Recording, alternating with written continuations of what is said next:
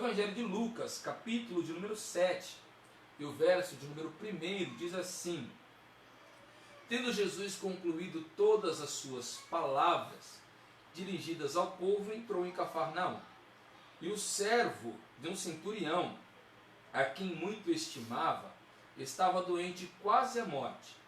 Tendo ouvido falar a respeito de Jesus, enviou-lhe alguns anciãos dos judeus, pedindo-lhe que viesse curar o seu servo. Estes, chegando-se a Jesus, com instância lhe suplicaram, dizendo: Ele é digno de que lhe faça isso, porque é amigo do nosso povo, e ele mesmo nos edificou a sinagoga. Então Jesus foi com eles.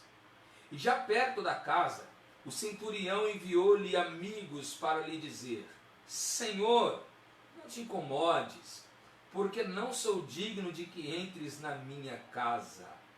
Por isso, eu mesmo não me julguei digno de ir ter contigo. Porém, manda uma palavra, e o meu rapaz será curado. Porque também eu sou homem sujeito à autoridade, e tenho soldados às minhas ordens. E eu digo a este: vai, e ele vai. E ao outro: vem, e ele vem. E ao meu servo: faz isto, e ele faz. Ouvidas estas palavras, admirou-se Jesus dele. E voltando-se para o povo que o acompanhava, disse: Afirmo-vos que nem mesmo em Israel achei fé como esta.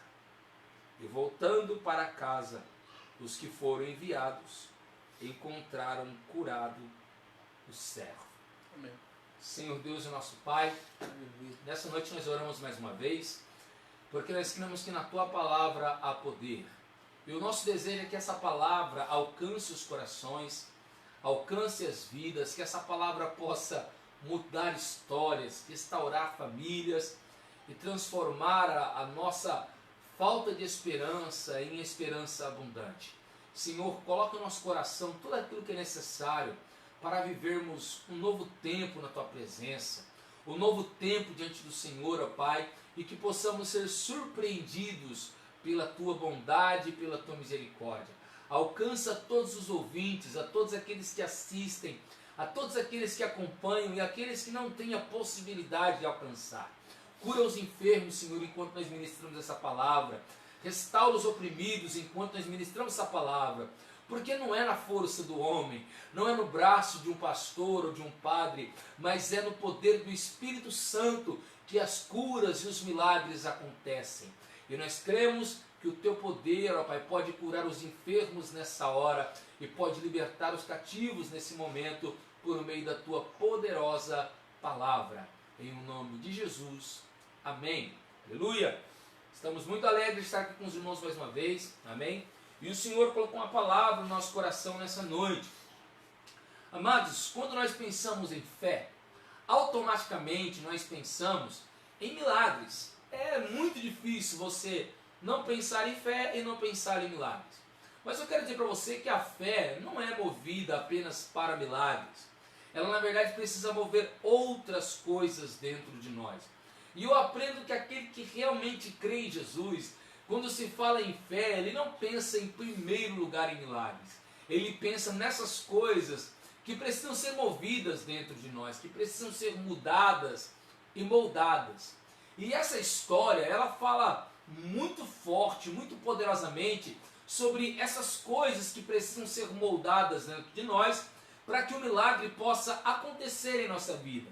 Quem sabe hoje você precisa de um milagre. Quem sabe hoje você precisa da providência de Deus. Então, se você precisa de um milagre, se você precisa da providência de Deus, você precisa que Deus mova algumas coisas dentro de você. Amém? Amém. Bom, a palavra diz que Jesus estava em Cafarnaum. Cafarnaum foi a cidade que Jesus mudou para ela, aonde Jesus morou, aonde Jesus conheceu Pedro, Tiago, João, provavelmente, aonde Jesus conheceu Mateus, o cobrador de impostos. Foi aonde Jesus curou a filha de Jairo. Foi aonde Jesus curou aquela mulher que tinha um fluxo de sangue. Uma cidade que os historiadores costumam dizer que tinha cerca no tempo de Jesus de 1.500 cidadãos, né, moradores naquele lugar. Era uma cidade marítima, né, portuária, aonde os discípulos cresceram pescando, aonde a maioria dos discípulos ali aprenderam a arte da pesca e aonde eles tiveram um encontro com Jesus. Essa é a cidade de Cafarnaum, ou seja, o nome Cafarnaum significa uma pequena aldeia, e faz sentido, não é verdade? Bom, nessa pequena aldeia, nessa pequena cidade, nós vemos um grande homem fazendo grandes maravilhas, amém? E é sobre isso que nós queremos falar nessa noite. Bom, nessa pequena cidade chamada Cafarnaum, nós não vemos apenas essas coisas. Nós encontramos nesse episódio Jesus entrando a ela, depois de ter ensinado muitas coisas à multidão que lhe acompanhava, falando sobre as bem-aventuranças, né, as beatitudes, falando sobre o benefício, sobre o prazer de você ser um homem bem-aventurado, de você obedecer à palavra do Senhor, de você suportar o tempo da aflição, que para tudo isso Deus tem uma resposta, Deus tem uma providência. Então Jesus começa a entrar dentro dessa cidade, depois desse cenário, depois desta palavra. E Jesus entrando naquela cidade, ao momento em que ele entra, vem até ele alguns homens, alguns anciões da cidade, que eram frequentadores da sinagoga. O texto não diz claramente se eles eram chefes da sinagoga, se eles eram mestres da lei, mas a Bíblia diz que eles eram anciões judeus. E os anciões eram homens de grande importância naquela época. Eles ensinavam a lei às crianças, aos jovens, eles instruíam aqueles que não eram instruídos.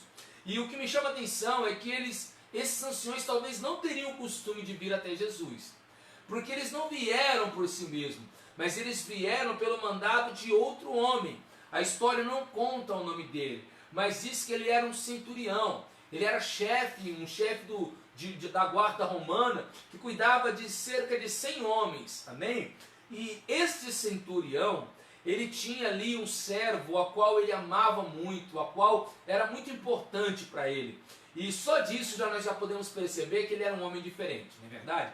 Naquela época, até hoje, dificilmente você vê alguém de grande sociedade se preocupando com o empregado. E ele, sendo um homem da grande sociedade, do alto escalão, ele estava preocupado com o seu servo, ele estava preocupado com aquele que trabalhava para ele. E a Bíblia diz que ele não mandou os anciões ir até Jesus por acaso. Ele mandou os anciões irem até Jesus porque ele ouviu falar de Jesus. Eu quero te dizer uma coisa. Muitas pessoas ouvem constantemente falar de Jesus e não vão até ele. Muitas pessoas recebem o cartazinho que você que está me assistindo hoje recebeu, que foi ditado pelo nosso irmão Luizinho. E mesmo recebendo o convite, não vão até Jesus. Mas aquele homem, ouvindo falar de Jesus, ele não viu. Ele jamais viu Jesus fazer um milagre. Ele não presenciou o mestre levantando algum morto do sepulcro ou abrindo o olho de algum cego. Mas ele ouviu falar que ele assim o fazia. E apenas ouvindo falar, no seu coração nasceu a esperança. Não apenas a esperança, mas também a convicção e a certeza de que se Jesus curara muitos homens, se Jesus ressuscitara até mesmo mortos, Jesus também poderia fazer algo pelo seu servo. Então ele envia aqueles homens para irem até Jesus. Aqui é o primeiro ponto que eu quero trabalhar nessa mensagem para que o meu coração e o seu coração seja produtivo diante de Deus. Qual é o ponto, Tiago? A fé, irmãos, não vem de testemunhos humanos. A fé não vem quando você vê ou presencia um milagre. A fé vem pelo ouvir falar de Jesus. Está lá em Romanos 10, 17. E foi exatamente o que aconteceu com aquele homem. Olha, ele ouviu falar de Jesus e creu. Eu não sei se você se lembra do episódio em que Jesus, já depois de ressurreto, aparece dentro da casa. E ele então aparece para os discípulos, mas Tomé não estava na residência naquele momento. E quando Tomé chega e Jesus não está mais ali, os discípulos começam a dizer: olha, Tomé, Jesus esteve entre nós e ele esteve aqui, apareceu, falou conosco, nos saudou. Aí Tomé disse: olha, eu não creio. Eu só vou crer se eu ver ele, se eu colocar o meu dedo no buraco da mão dele e ver o buraco onde foi cravado a lança. E de repente Jesus entra na casa e disse: Pai seja convosco. Então Tomé toca no buraco, Tomé toca em Jesus e diz: Rabi, mestre. E Jesus diz algo interessante para ele, que encaixa muito bem nessa palavra. Ele diz: olha, porque tocastes e vistes, crestes, bem-aventurado aqueles que não me verão, mas crerão em mim. Olha, amado, você consegue observar alguma coisa de muita importância aqui? Jesus estava falando das bem-aventuranças alguns versículos antes. E de repente nós vemos uma história de um homem que não viu Jesus, apenas ouviu falar dele e creu. Jesus está dizendo que esse homem já era bem-aventurado, porque ele ouviu e creu. Ele não precisaria encontrar Jesus para ser alguém bem-aventurado. Escute bem, tem muitas pessoas que só creem se ver sinais. Existem muitas pessoas que só creem se ver um cego abrir os olhos. Irmãos, eu já vi muitos milagres, mas não é por isso que eu sou um bem-aventurado. Nós somos bem-aventurados por ouvir a palavra de Jesus e crer nela. Por ouvir alguém falar de Jesus e crer naquilo que aquela pessoa está falando. Você pode ser um bem-aventurado agora, se você crer naquilo que eu estou pregando para você. Não porque eu estou pregando para você, mas porque estou pregando a palavra de Deus ao seu coração. Olha, tendo ouvido a respeito de Jesus, no verso 3, enviou-lhe alguns anciões dos judeus, pedindo-lhe que viesse curar o seu servo. Quando Jesus recebe a visita daqueles anciões, uma coisa muito importante acontece. É o segundo ponto que eu quero trabalhar com você. Todos nós sabemos que o ponto principal dessa palavra é aquela: olha, manda apenas uma palavra, não é? Nós vamos chegar nesse ponto. Mas eu disse para você que Deus tem algumas coisas para tratar aos nossos corações. O primeiro ponto é esse. Nós precisamos crer apenas de ouvir a palavra de Deus. Nós precisamos confiar em apenas ouvir alguém pregar as Escrituras, alguém expor as Escrituras. Agora preste atenção. Nós não podemos fazer para Jesus uma propaganda daquilo que nós não somos. E muito menos devemos permitir que alguém faça uma propaganda de nós a Jesus daquilo que nós não somos. Jesus não vai nos ajudar por aquilo que nós somos. Ele vai nos ajudar por aquilo que Ele é. Jesus não vai fazer milagres em nossa vida porque merecemos um milagre. Ele vai fazer um milagre em nossa vida porque Ele é aquele que faz o milagre. Jesus não vai salvar a mim, a você e a nossa família porque a nossa família merece ser salva. Não, não é por causa disso. É porque Ele é o Salvador justo. Amém? Que salva os injustos que não merecem salvação. Olha o que o texto diz. O texto diz que quando aqueles homens chegaram até Jesus no verso 4, eles começaram a suplicar com insistência, apressando Jesus para irem até a casa do centurião.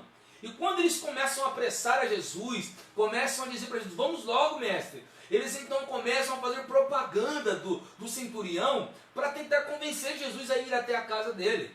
E nós começamos a dizer assim: olha, dizendo, ele é digno, faça isso por ele. Primeiro ponto, não existe ninguém digno de Jesus. Mas aqueles anciões estavam dizendo que aquele homem era digno. Agora preste atenção, eles não disseram que ele era digno porque creu em Jesus. Se eles dissessem isso, talvez ainda eles estariam certos. Mas eles disseram que ele era digno por causa das coisas que ele fazia. Preste atenção, ele diz: ele é digno de que ele faça isso, porque é amigo nosso. Olha, preste atenção.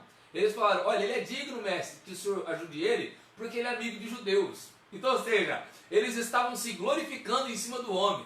Segundo ponto, ele disse: ele mesmo nos edificou uma sinagoga. Eles estavam dizendo: Senhor, ele é digno porque ele é nosso amigo e porque ele está trabalhando para nós. Amados, não é esse o ponto. Não é isso que vai fazer Jesus ir até você, ir até mim. Nós não somos dignos de nada. Muito menos quando alguém quer fazer uma propaganda nossa para ganhar méritos diante de Jesus. Agora preste muita atenção no que eu vou falar para você aqui agora. Jesus não faz distinção de nações. Ele não faz distinções de raças, etnias, línguas, cor. Ele não faz distinção de religião. A Bíblia não diz que aquele homem era judeu. A Bíblia não diz que aquele homem seguia a tradição judaica. A Bíblia não diz que aquele homem seguia Cristo. A Bíblia diz que ele ouviu e mandou, que Jesus pediu para que alguém trouxesse Jesus. Ou seja, ele ouviu e creu. Talvez você nunca ouviu falar de Jesus. Talvez você seja um ateu. E isso não impede Jesus de ir até a tua casa. Desde que você ouça essa palavra e reconheça que Ele é Senhor. Preste atenção, o que importa não é o que somos, o que importa é o que confessamos de verdade que somos diante dele. Aqueles homens falaram que ele era digno. Vamos ver o que esse homem falou? Preste atenção. No verso de número 6. Então Jesus foi com eles. E já perto da casa, o centurião não foi até Jesus, mas ele enviou-lhe amigos para lhe dizer.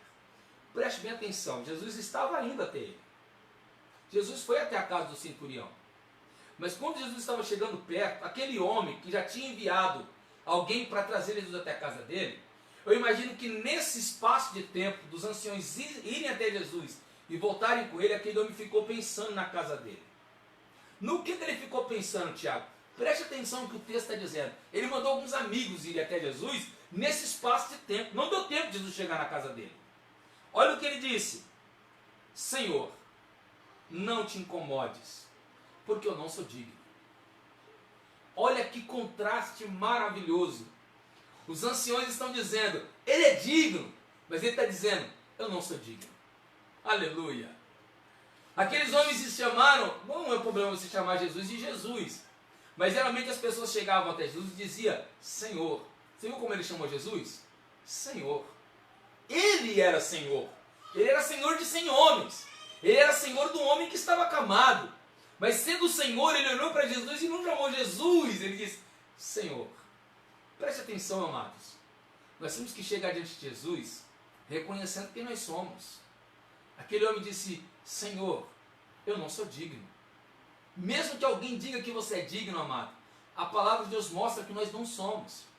E é isso que faz Jesus sentir misericórdia de nós, porque nós somos miseráveis.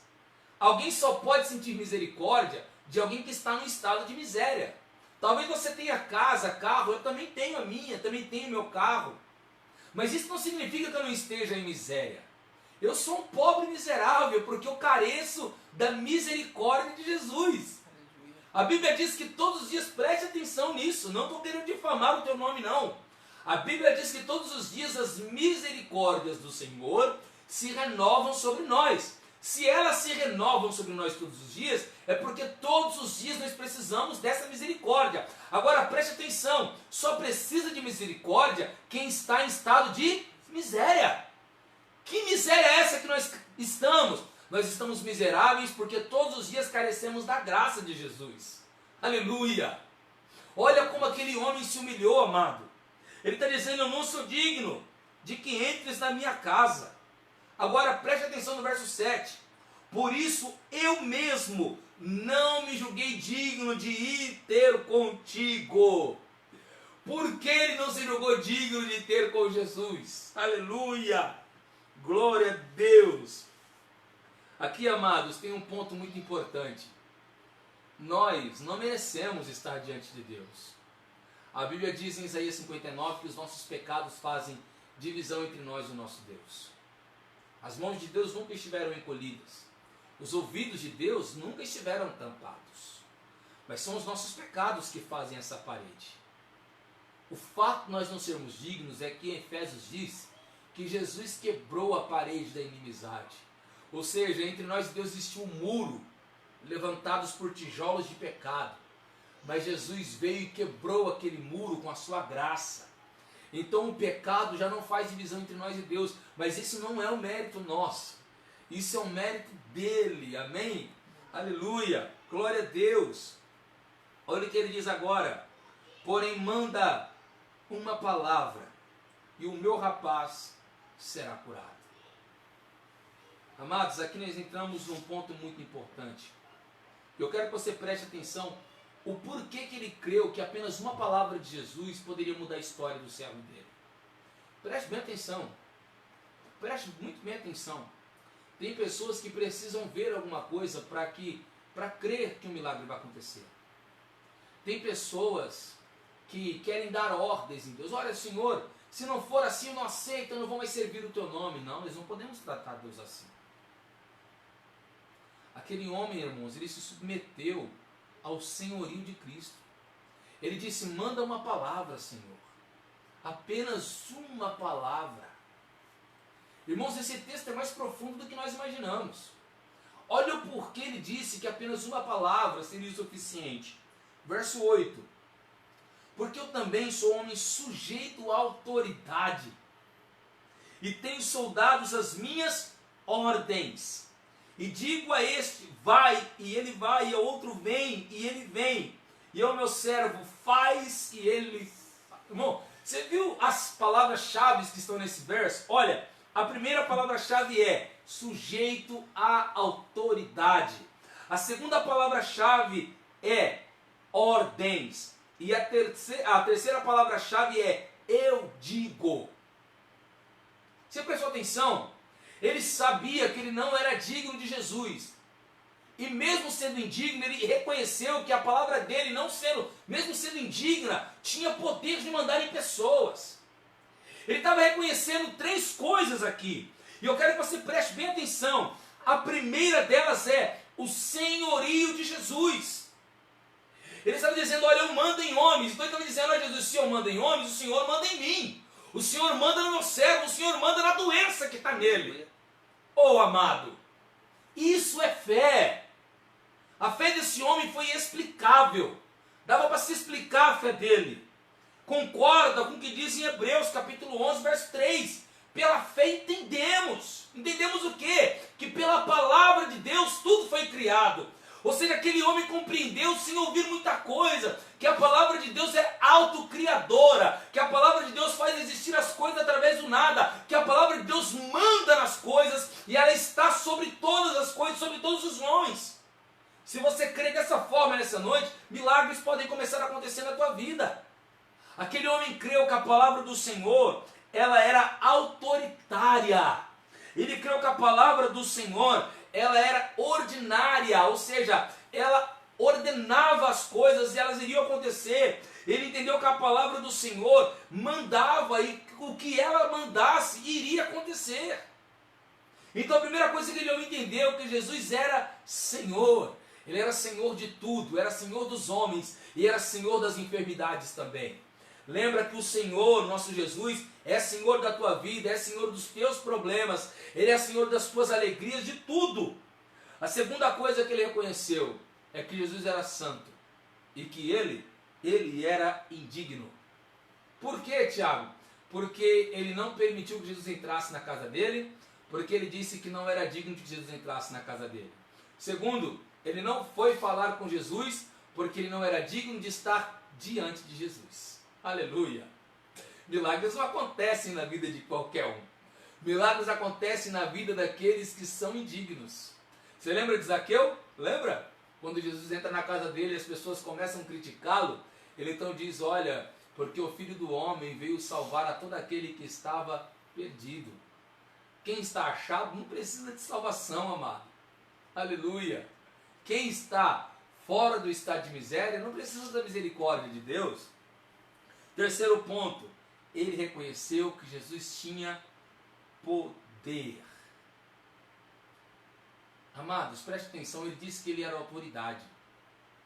Romanos 13 disse que nós temos que estar sujeitos a todas as autoridades da terra. Porque todas as autoridades da terra foram intituladas por Deus. E aquele que não está submisso às autoridades da terra não pode dizer que está submisso às autoridades divinas, ou seja, à autoridade de Deus. Você percebeu que aquele homem ele tinha um grande respeito pela hierarquia e autoridade romana? E ele entendeu que Jesus era soberano às autoridades romanas? Você reconhece o poder de Deus sobre a tua vida? O homem passa a reconhecer o poder de Deus quando ele reconhece as autoridades terrenas. Se você é submisso ao seu patrão, se você é submisso ao seu pai, se você é submisso ao seu prefeito, ao vereador, ao nosso presidente, então você é alguém sujeito às autoridades de Deus. Entender o poder de Deus, amado, é muito importante. Muitas pessoas vão passar a vida inteira na igreja e nunca provarão do poder de Deus, porque não entendem a sua autoridade. Você precisa compreender. Lembra que eu disse para você que Deus tinha algumas coisas a tratar conosco? Deus precisa tratar que Ele é santo e nós somos pecadores. Deus precisa tratar que Ele é Senhor e nós somos servos. Deus precisa tratar que Ele é poderoso. Nós não temos poder, mas Ele tem. Por último, olha o que acontece. Quando aquele homem reconheceu todas essas coisas, Jesus disse assim: ouvidas estas palavras, admirou-se Jesus dele. Amado, isso aqui você não vai encontrar com facilidade na Bíblia. Jesus admirado com alguém, você não vai encontrar. Aquele homem tirou admirações de Jesus. Você consegue entender isso? Todos nós, amados, que somos religiosos, frequentamos igreja, fomos batizados, nós deveríamos causar isso em Jesus. E muitas vezes quem causa esse tipo de emoção em Jesus não somos nós. Jesus quer nos ensinar uma lição aqui. Aquele homem não era religioso. Aquele homem não frequentava uma igreja. Mas ele creu de tal forma em Jesus, com apenas algumas pregações de alguém, talvez, ou testemunhos de alguém, que ele chegou a tirar admirações de Jesus. Jesus deve ser adorado como esse homem o adorou. E Jesus não é adorado simplesmente quando nós o elogiamos. Jesus é mais adorado quando nós nos humilhamos diante da glória dele. Aleluia! Jesus também é muito adorado quando nós nos submetemos à autoridade dele. Olha aquele homem, olha o que o texto está dizendo. E admirou-se Jesus dele. E voltando-se para o povo que o acompanhava, olha, eram pessoas que estavam com ele todos os dias, disse: afirmo-vos que nem mesmo em Israel achei fé como esta. Aleluia. Glória a Deus. Glória a Deus. Aleluia. Quando os servos daquele homem voltaram para casa, o homem que estava acamado, que a Bíblia diz que ele estava quase morto, estava curado da sua enfermidade. Milagres acontecem quando a palavra de Jesus entra na nossa casa. Mas a palavra de Jesus entra na nossa casa quando nós reconhecemos que Ele é Senhor, quando nós reconhecemos que Ele é santo e quando nós reconhecemos que Ele é poderoso. A palavra de Deus entra na nossa casa quando nós reconhecemos que somos servos, quando nós reconhecemos que somos pecadores indignos e quando nós reconhecemos que nós não temos poder nenhum sem Ele. Amados, em Romanos capítulo 10, o verso 9 diz que se com a boca confessarmos que Cristo é Senhor, seremos salvos. Foi a primeira coisa que aquele homem fez. Ele disse: Senhor, não te incomodes, porque eu não sou digno. Reconheça que Cristo é Senhor. Reconheça hoje. Reconheça agora. Você não precisa estar numa igreja para reconhecê-lo. Reconheça que Ele é Senhor da tua vida. Reconheça que Ele é Senhor da tua situação. Reconheça que a palavra dele é suficiente para você. Não precisamos de grandes sinais. Não precisamos de provas para crer. Faça como o centurião e você provará do poder da palavra de Deus na tua casa. Você provará do poder da palavra de Deus na tua família, na enfermidade que alguém enfrenta. Se você está com câncer, você pode ser curado agora, pelo poder da palavra de Deus. Se você está desempregado, o Senhor pode entrar com providência agora, pelo poder da palavra de Deus. Apenas uma palavra, porque Tu és Senhor, porque Tu és santo e porque Tu és poderoso. Senhor Deus, o nosso Pai, nós cremos nessa noite em Ti como aquele centurião creu. Nós cremos ao ponto de reconhecermos que nós somos pecadores indignos. Nós cremos ao ponto de reconhecer que Tu és Senhor e nós somos servos. Nós cremos ao ponto de reconhecer que nós não temos poder, todo o poder foi dado nas Tuas mãos. Senhor, ó Pai eterno, então envia apenas uma palavra na nossa casa, uma palavra em nossa família, uma palavra sobre as nossas vidas, uma palavra sobre os nossos trabalhos, Senhor, ó Pai, uma palavra sobre as nossas preocupações e aflições, e será o suficiente, porque cremos e entendemos que por meio da Tua palavra, todas as coisas no universo foram formadas. Senhor, nós cremos que por meio da tua palavra o mundo veio à existência.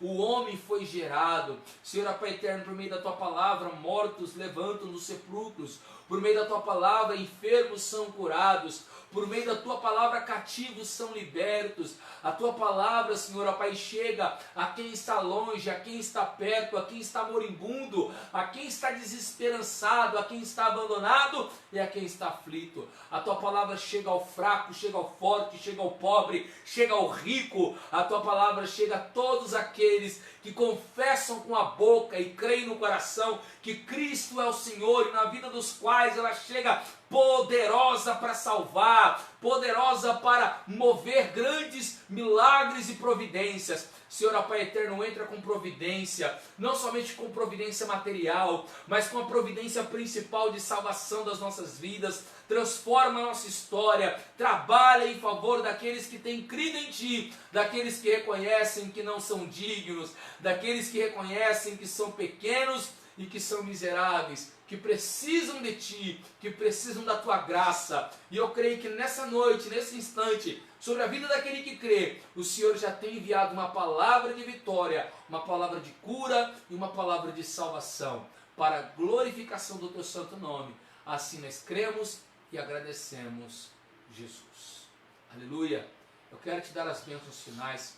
E eu queria te pedir um favor muito grande, se for possível, compartilha com o máximo de pessoas que você puder. Seja um missionário, amém? Seja um obreiro do Senhor. Trabalhe na obra dele. Mesmo sem sair de casa, você pode trabalhar para ele, amém? Envia para o máximo de pessoas que você puder. Convide pessoas para estar quinta-feira com o pastor Aparecido, sexta-feira com o nosso irmão cooperador José Luiz, amém? Às vezes também está conosco o André, também está conosco o Tiago, amém? E Deus está trabalhando em nosso meio, amém? Que o Senhor te abençoe grandiosamente. Que o amor de Deus, a graça do nosso Senhor Jesus e as doces consolações do Espírito Santo estejam sobre todos, desde agora e para sempre. Amém, Jesus. Pequeno aviso rapidinho, estamos trabalhando, amém, amados, fortemente para fazer o melhor para você, amém? E se Deus abençoar, tudo der certo, essa semana nós vamos estar com a transmissão de uma maneira mais fácil, amém? Não vai ser pelo Facebook ou pelo Instagram, nós vamos tentar transmitir pelo YouTube. E se nós conseguirmos, nós vamos estar anunciando aqui nas redes sociais, amém? No Instagram, no Facebook e também no WhatsApp, amém? Estaremos enviando para você. Tudo isso para você poder ouvir da melhor maneira a palavra do Senhor, amém? Então, fique atento, fique alerta, para que você possa ser alcançado pela palavra de Deus. Deus te abençoe.